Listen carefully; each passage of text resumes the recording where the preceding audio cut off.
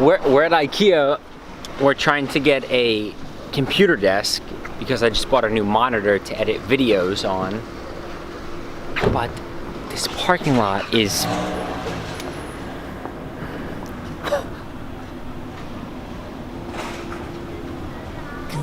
oh my god, it's busy.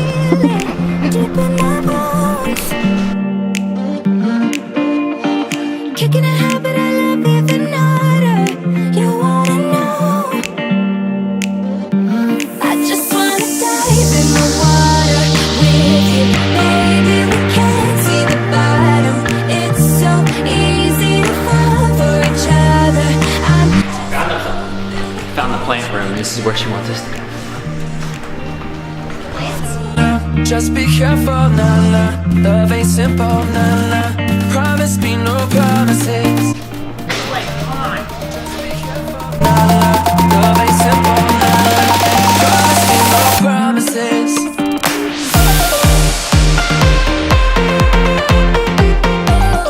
Promise me no promises.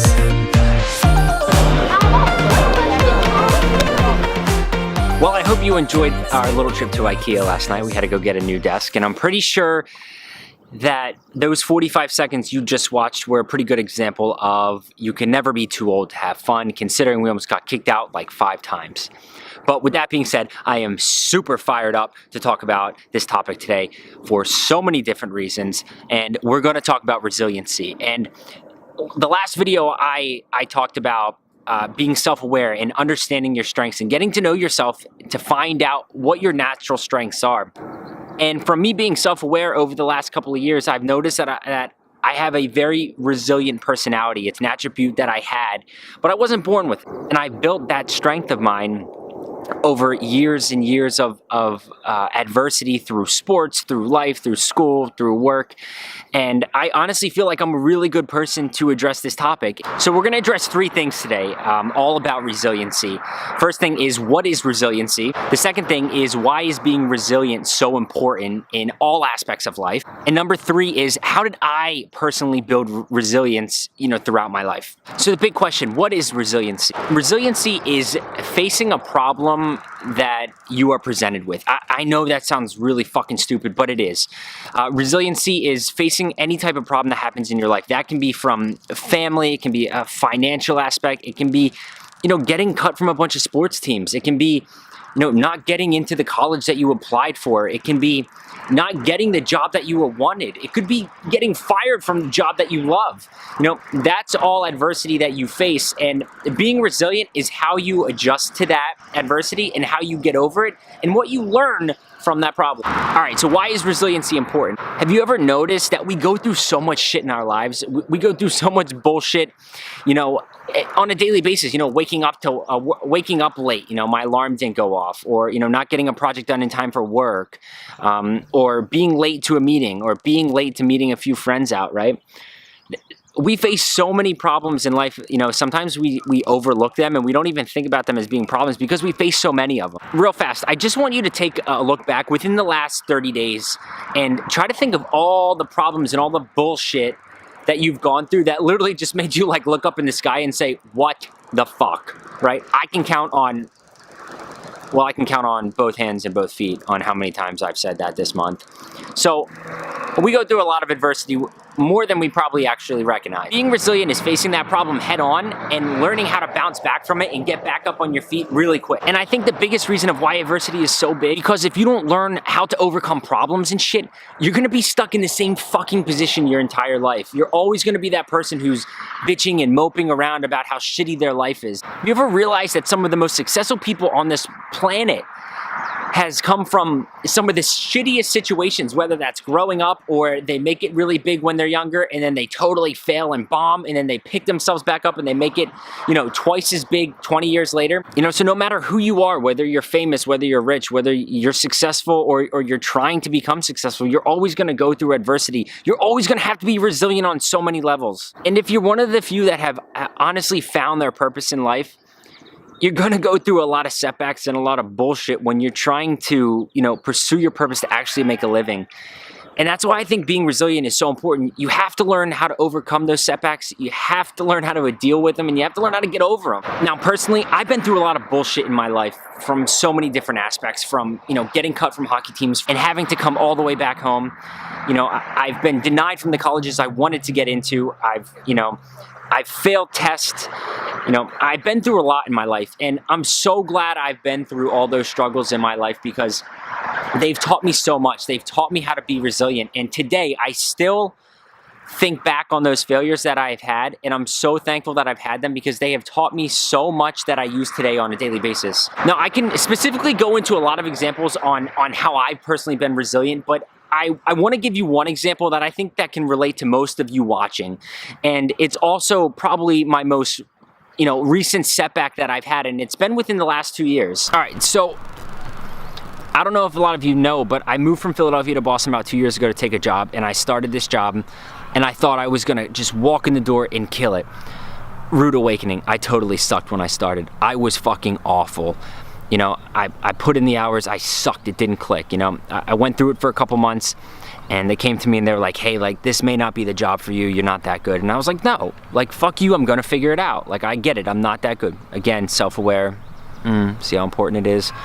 But I understood that I wasn't that good, and I knew that I needed to improve on a few things. Well, I kept going at it, I kept going, and I still sucked. And they came to me again, and they were like, hey, Max, we like you, but you're not that good.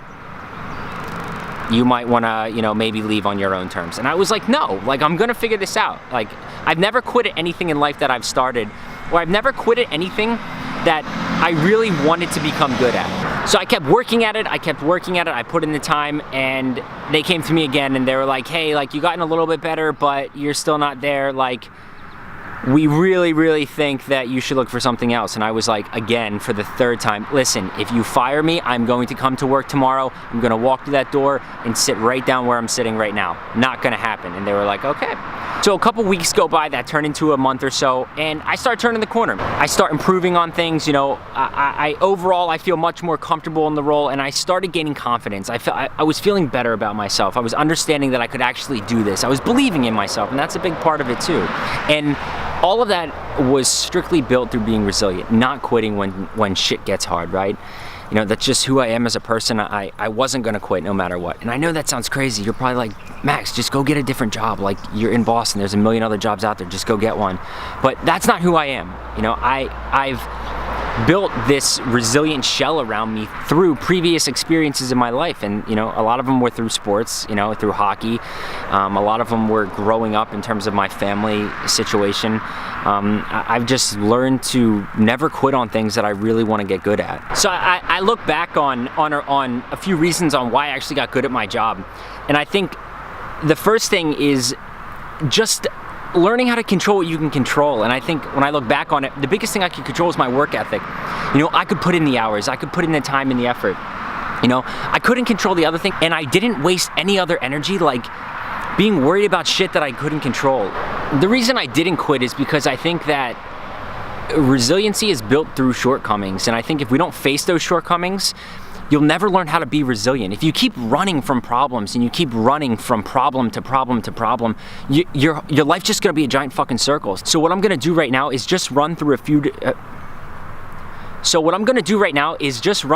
things that when I look back on my life, on how I actually built resiliency. All right, so the first thing is, you have to face the problem right in the fucking face. You can't just look at a problem and be like, oh shit, fuck my life, and just lay down in the fetal position and think that the fucking problem is gonna roll over your head like a cloud during a summer rainstorm. Not gonna fucking happen. You have to look at that problem right in the face and be like, you're not gonna beat me. I'm gonna get over you, I'm gonna learn something from you, and when I'm done with you, I'm gonna come out 10 times better. That's the way you have to look at a fucking problem. Number two, you need to change the perception on what the problem looks like in your mind. You can't look at the problem as something shitty happening to you. You need to look at the problem as it being a challenge, and you need to tell yourself, listen, this happened already. I can't go back in time and change what caused this problem to happen in my life. You need to understand that it can't be reversed. The only way you can go is forward, and a good way to change your perception on that problem is to ask yourself, how can you turn this negative situation into a positive event that can make a big difference in your life. So I'm sorry if this looks any different or it sounds a little funky, but the battery just died and I'm not fucking leaving until this video is done. So we're using the iPhone. Okay, number 3 is looking at the problem as a challenge. Don't look at it as a problem or some shitty fucking thing that just happened in your life. Think of it as a challenge that's been placed in your life on purpose for you to overcome so you can learn something. Think of it as free schooling in some type of light. So listen, next time you're faced with some really crazy fucked up shit, like some Jerry Springer shit next time, try to implement one of these 3 things to your problem or to your challenge. Let me know if they work. And remember, when the going get tough, the tough get going.